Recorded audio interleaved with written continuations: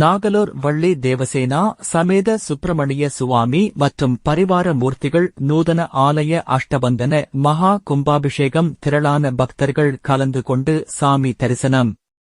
தஞ்சாவூர் மாவட்டம் பாபநாசம் தாலுகா திருக்கருகாவூர் நாகலூர் கிராமத்தில் அருள்பாலிக்கும் வள்ளி தேவசேனா சமேத சுப்பிரமணிய சுவாமி மற்றும் பரிவார மூர்த்திகள் நூதன ஆலய அஷ்டபந்தன மகா கும்பாபிஷேகத்தை முன்னிட்டு திருப்பணிகள் நடைபெற்று முடிவுற்ற நிலையில் கும்பாபிஷேக ஏற்பாடுகள் நடைபெற்றன.